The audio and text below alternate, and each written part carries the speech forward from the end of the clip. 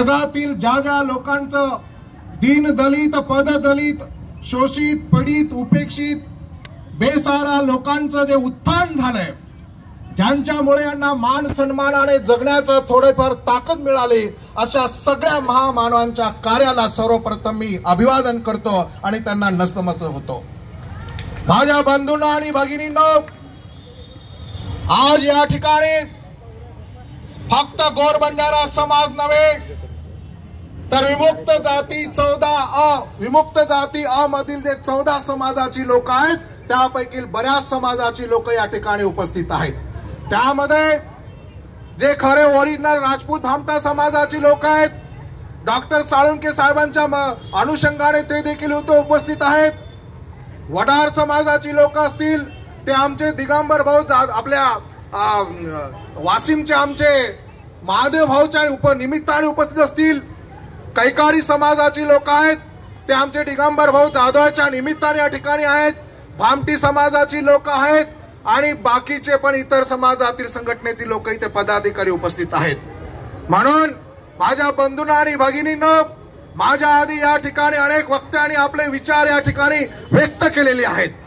म्हणून पण एक गोष्ट महत्त्वाची आपण समजून घेतली पाहिजे की जे काही विजय प्रवर्गामध्ये जी काही घुसखोरी होत आहे, या घुसखोरीमुळे नेमका आपल्यावर काय परिणाम होतो हे आपण आधी चांगल्या प्रकारे समजून घेणं फार काळाची गरज आहे।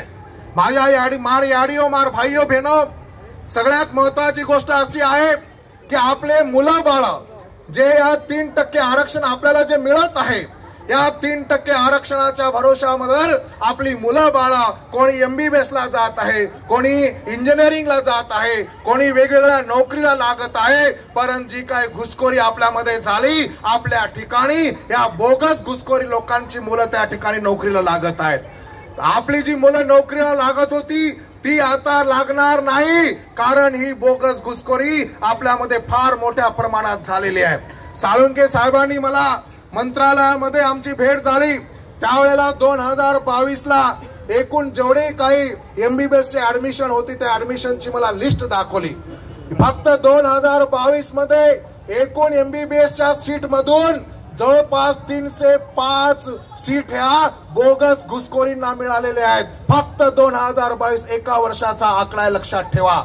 जर एका वर्षामध्ये जर 305 मुलं हे बोगस घुसखोरांचे लागत असतील तर आमचे मुलं बाळ काय भीक मागायला यांच्यासाठी बसले आहेत का? हे भीक मागायला लावत आहे हा सरकार आपल्याला। म्हणून याचा कुठेतरी आपल्याला राग आला पाहिजे।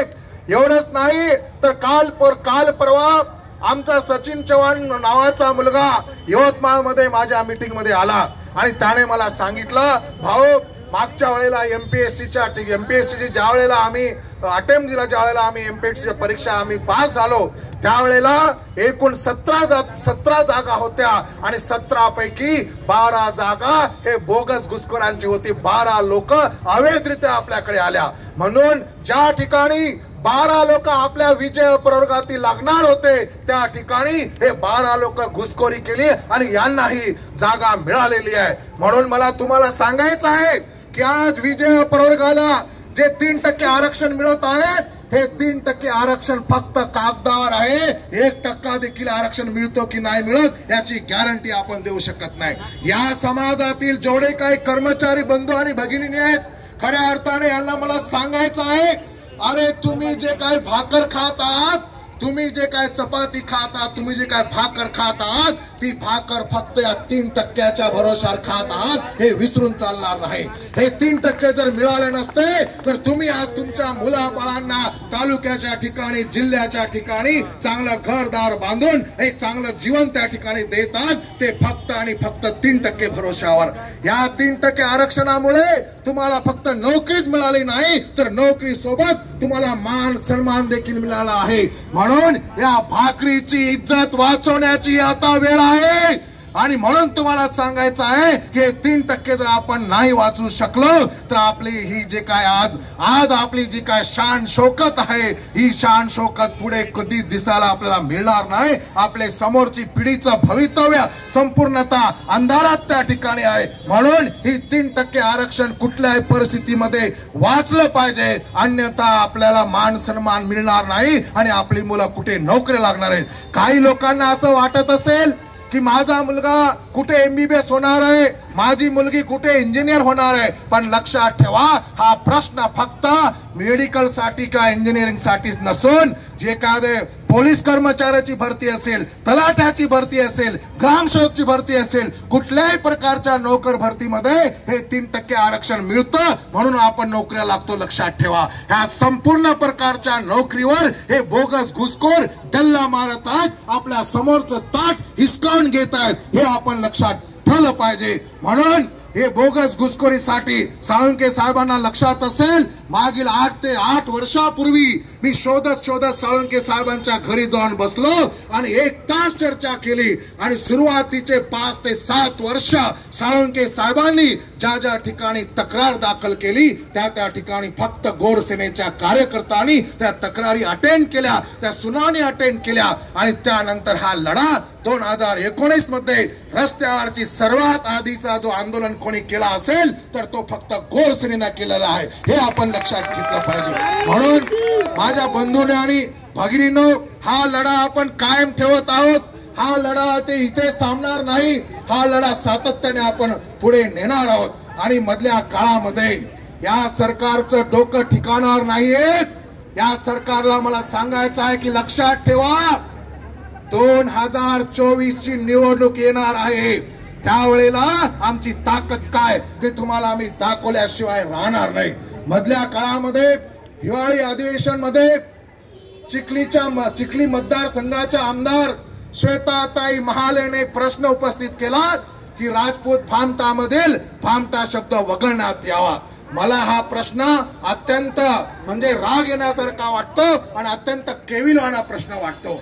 खऱ्या अर्थाने समजा मी ओरिजिनल राजपूत भामटा आहे म्हणून माझ्या नावासमोर जो भामटा शब्द लागलेला आहे तो निघावा की न निघावा तो माझा अधिकार आहे, परंतु या बाहेरच्या ज्या काही ओपन कॅटेगरीतले जे राजपूत लोक आहेत यांनी त्या आमदाराला सोबत घेऊन तो प्रश्न उपस्थित करायला लावला। याचं कारण असं होतं की जर राजपूत भामटामधील भामटा शब्द निघाला असता तर आपल्या सोबत जे ओरिजिनल राजपूत भामटा आहेत ते राजपूत झाले असते आणि बाहेरचे जे राजपूत आहेत ते राजपूत, तुम्ही आम्ही एकच राजपूत म्हणून संपूर्ण लोंडाच्या लोंडा या आपल्या प्रवर्गात घुसला असता आणि 1% जो आरक्षण आपल्याला मिळतो तो 1% आरक्षण देखील आतापर्यंत आपलं संपूर्णपणे आपल्या हातातून या लोकांनी हिसकावून घेतला असता। माझ्या बंधूंना आणि भगिनींनो तुम्हाला सांगायचं आहे की ज्या वेळेला राजपूत भामटा शब्द काढणार यासाठी शिंदे फडणवीस आणि आपले अजित शिंदे फडणवीस आणि ज्या वेळेला औरंगाबादला राजनाथ सिंहला बोलवून या राजपूत लोकांनी जो मेळावा घेतला त्या ठिकाणी शिंदे आणि फडणवीसने तिथे कबूल केलं होतं की राजपूत भामटामधील भामटा शब्द आम्ही काढू। माझ्या बंधूंना आणि भगिनींनो या तमाम महाराष्ट्रामध्ये कोणी मर्दाचा पिल्लू समोर आला नाही। त्यावेळेला एका दिवशी संपूर्ण महाराष्ट्रामध्ये गोर सेनेच्या वतीने 25 जिल्ह्यामध्ये रास्ता रोको आंदोलन झालं आणि त्याचा परिणाम म्हणून पुन्हा शिंदे फडणवीस सरकारला स्टेटमेंट द्यावं लागलं की आम्ही आता भामटा शब्द काढणार नाही।